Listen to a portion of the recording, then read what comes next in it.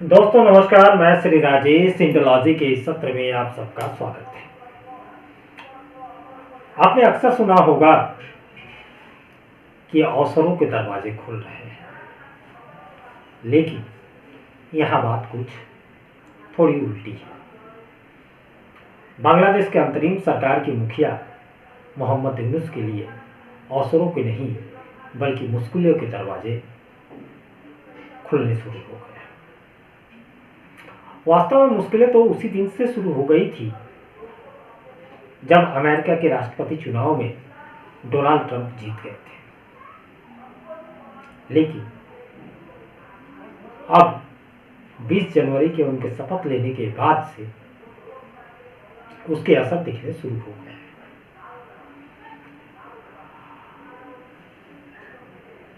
Trump के सत्ता में आने के बाद उन्होंने धड़ाधड़ कई एग्जीक्यूटिव ऑर्डर पास किए। इसी कड़ी में 24 जनवरी को अमेरिका की अंतर्राष्ट्रीय विकास एजेंसी यूएसएड जो है उसने एक आदेश जारी किया। इसके अनुसार मोहम्मद यूनुस के नेतृत्व वाली अंतरिम बांग्लादेशी सरकार को दी जाने वाली फंडिंग को तत्काल प्रभाव से रोक दिया गया है। यह रोक अभी फिलहाल अगले 85 दिनों के लिए है और केवल बांग्लादेश पर ही यह रोक नहीं लगी है। यह रोक अन्य सभी कई देशों पर लगी है, जिनमें इजिप्ट और इजराइल को इस रोक से छूट दी गई है।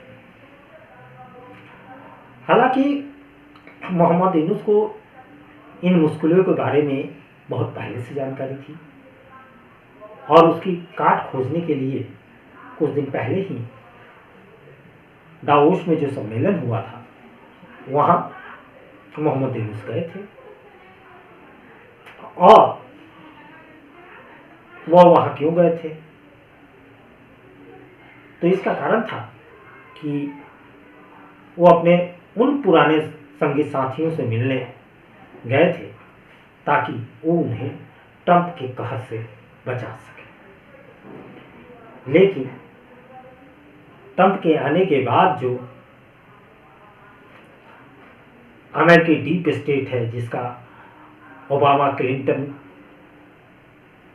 गठजोड़ है, उसकी हालत तो पहले ही पतली हो चुकी है, तो वहां से इनको कोई सपोर्ट मिला नहीं और वह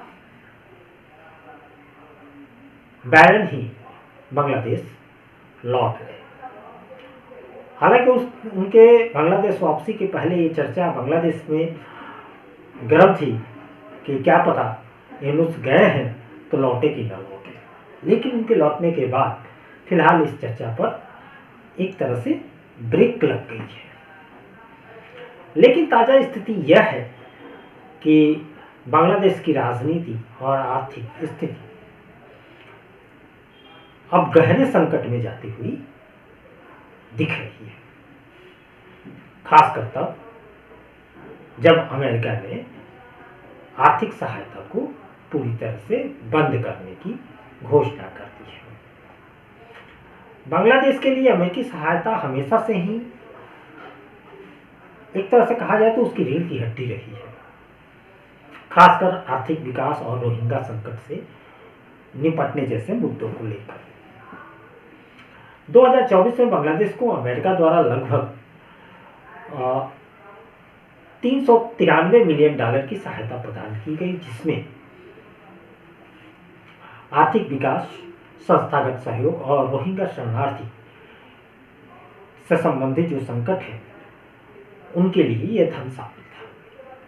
इसके अलावा सितंबर 2024 में एक और $202 मिलियन का सहायता पैकेज मिला। अमेरिका ने 2021 से लेकर 2026 के बीच बांग्लादेश को कुल $1 बिलियन की सहायता देने का वादा किया था। इस धनराशि का एक बड़ा हिस्सा बांग्लादेश को मिल चुका है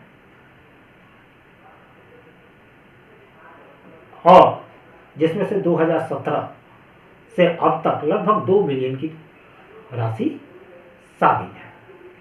लेकिन जब अब अमेरिका द्वारा यह जो नई घोषित नीति सामने आई है, उसके अनुसार बांग्लादेश सहित अन्य देशों को दी जाने वाली अधिकांश सहायताएं रोक दी गई है। यह नीति विशेष रूप से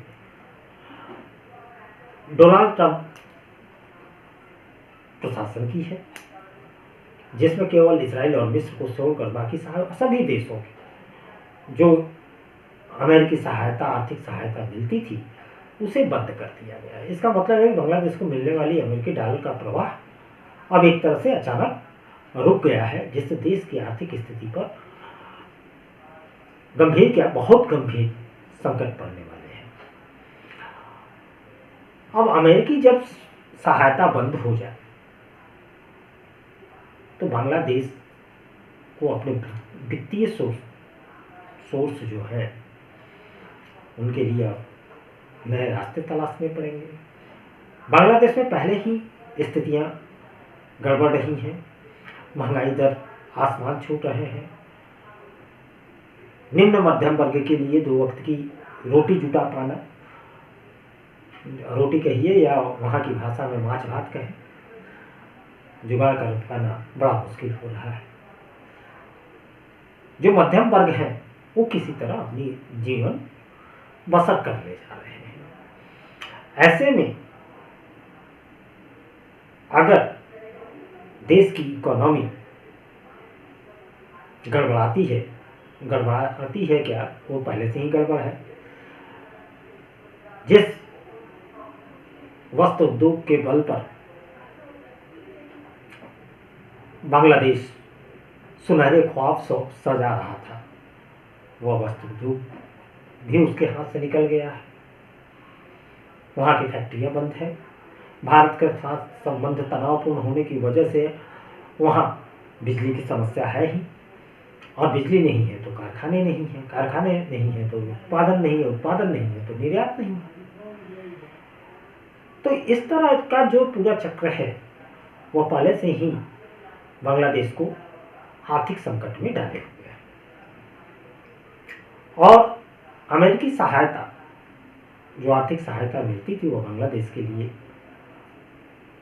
एक बहुत बड़ा सहारा था। अब ऐसे में वह भी खत्म हो गया। तो अब बांग्लादेश के पास ले देकर एक रास्ता बचता है, एक नहीं दो, एक चीन और दूसरा IMF।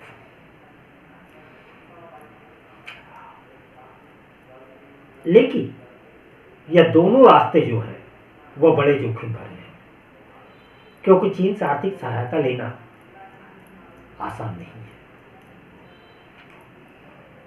चीन इसके लिए कठोर शर्तें लगाता है और अपने हित के लिए जियोपॉलिटिकल एडवांटेज लेने की कोशिश करता है। और जो लोग चीन से कर्ज या आर्थिक सहायता लेना, आर्थिक सहायता तो होती ही नहीं है, एक्चुअली होता तो कर्ज ही है, तो उस कर्ज के लिए उन्हें भारी कीमत एक तरह से चुकानी पड़ती है, यहाँ तक कि अपनी सॉवरेनिटी तक को भी दांव पर लगाना पड़ता है। और इसका उदाहरण हम अपने ही पड़ोस में दूर क्यों जाए, अफ्रीकी देशों की तरफ और उधर क्यों जाए, सबसे बड़ा उदाहरण पाकिस्तान है। तो ये तो रहा चीन का। लेकिन अगर चीन के अलावा बांग्लादेश अगर IMF के पास या विश्व बैंक के पास जाता है सहायता लेने, तो यह रास्ता ऐसा नहीं है कि यह चीन से कम कठिनाई भरा है। IMF और विश्व बैंक से ऋण लेने के लिए बांग्लादेश को देश में कठोर आर्थिक सुधार करने होंगे, टैक्स सिस्टम में बदलाव लाना होगा और अन्य जो इंफ्रास्ट्रक्चरल रिफॉर्म है वो करने पड़ेंगे। ऐसे सुधारों से देश के अंदर निस्संदेह असंतोष बढ़ेगा। वह भी तब जब खासकर देश की आर्थिक स्थिति पहले से ही चरमराई हुई हो। ऐसे में मोहम्मद यूनुस के लिए बांग्लादेश के भीतर ही मुश्किलें काफ़ी बढ़ जाएंगी और स्थिति सिर्फ फुटबॉल तक भी आ सकती है। अगर इस पूरे परिदृश्य को अगर हम देखें भारत के परिप्रेक्ष्य में, तो बांग्लादेश और भारत के संबंध बीते 6 महीने से लगभग तनावपूर्ण स्थिति में है। हाल ही में बांग्लादेश के कुछ अधिकारियों ने भारत के खिलाफ कुछ ऐसे बयान दिए जिसमें भारत के चिकन लेग को लेकर उल्लेख किया गया था। चिकन लेग को लेकर धमकी, साजिश, संघर्ष, इस तरह की चीजें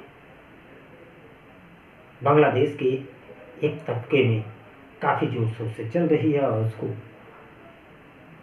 पाकिस्तान का सहयोग मिल रहा है। क्योंकि पाकिस्तान भारत के साथ बांग्लादेश के जब संबंधों में कटुता आई तो पाकिस्तान को वहां अवसर दिखा और पाकिस्तान ने अपनी चालें खेलनी शुरू कर दी और पाकिस्तान के सहयोग और समर्थन पर बांग्लादेश के उस तबके का मनोबल अब जाकर थोड़ा बढ़ा है कि वे भारत के चिकन नेक कॉरिडोर को एक तरह से अपने कब्जे में ले लेंगे और भारत के टुकड़े हो जाएंगे। यह शेख चिल्ली के सपने न जाने ये कैसे देख लेते हैं, ये समझ से परे।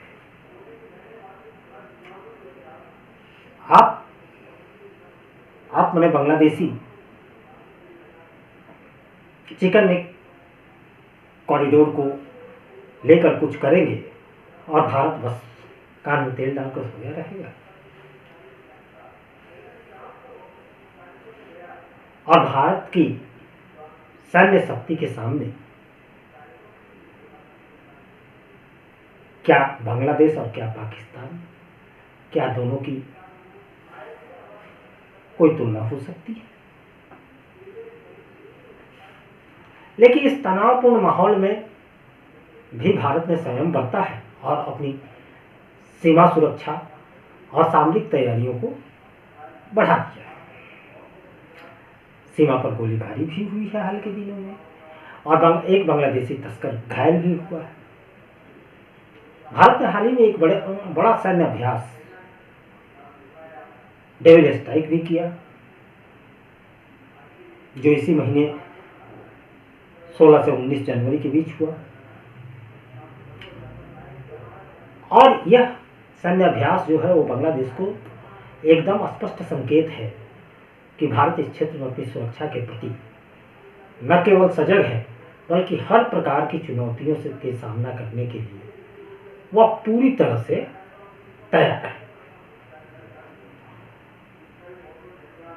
अमेरिकी सहायता बंद होने से बांग्लादेश में रोहिंग्या शरणार्थियों की स्थिति और भी बिगड़ सकती है। बांग्लादेश ने वर्षों से म्यांमार से भाग कर आए रोहिंग्या शरणार्थियों को आश्रय दिया है और इस संकट को संभालने के लिए उससे अंतर्राष्ट्रीय सहायता मिलता रहा है। अमेरिका से मिलने वाली सहायता का एक बड़ा हिस्सा रोहिंग्या शरणार्थियों के लिए एक तरह से उनके प्रति समर्पित है। लेकिन अब इस सहायता के बंद होने के बाद बांग्लादेश पर अतिरिक्त बोझ पड़ेगा, जिसमें देश की आंतरिक स्थिति और डगमगाएगी और अस्थिर होगी। आज हम खैर बांग्लादेश और म्यांमार की सीमा पर जिस तरह अराकान आर्मी के द्वारा जो गतिविधियां चलाई जा रही है और जिस तरह से और टेकनाफ नदी और सेंट मार्टिन आइलैंड जैसे इलाकों पर आज के समय में बांग्लादेश का नियंत्रण नहीं है, उस पर हम बात आज नहीं करेंगे। उस पर इसके पहले मैं वीडियो बना चुका हूँ। लेकिन इन सब के बाद बांग्लादेश के सामने चुनौतियों की एक श्रृंखला अब शुरू होते हुई दिख रही है। उसकी वित्तीय स्थिति कमजोर हो रही है, उसे अंतर्राष्ट्रीय सहायता पर निर्भर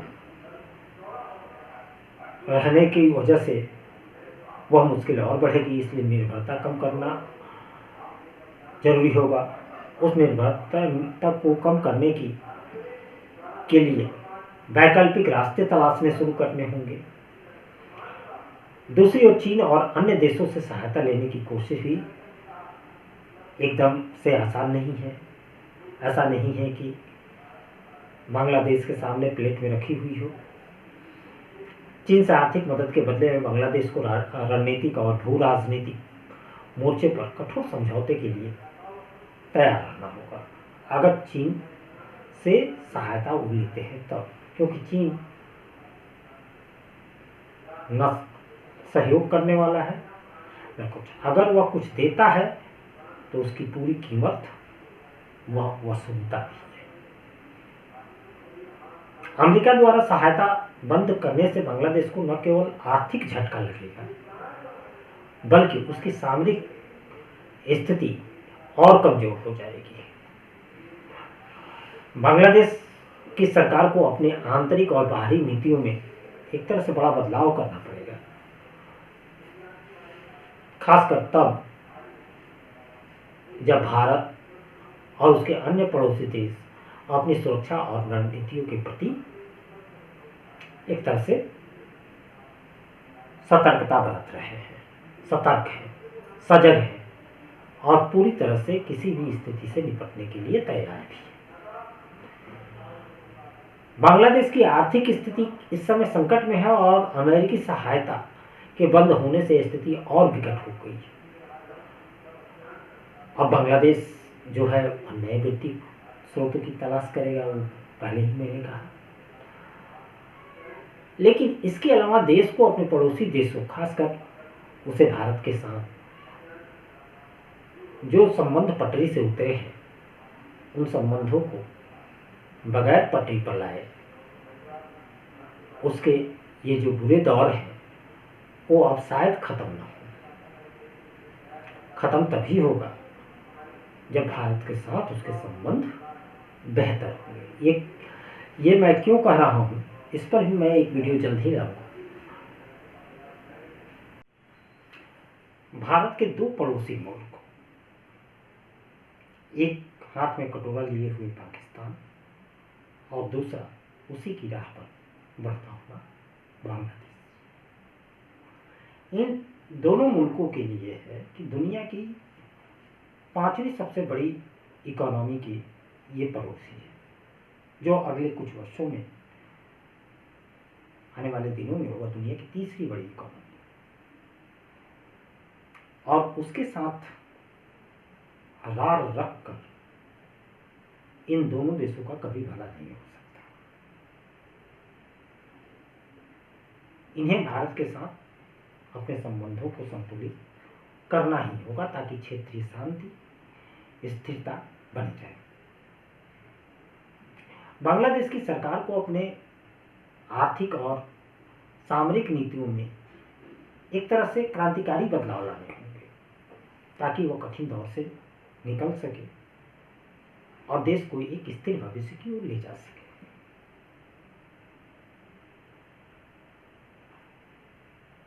कई बांग्लादेशी जो हैं वो फिल्मी गाने हिंदुस्तान तो हानिकारक है यह दोहराना शुरू कर चुके हैं और बांग्लादेश में यूनिस के प्रति भी असंतोष बढ़ने लगा है।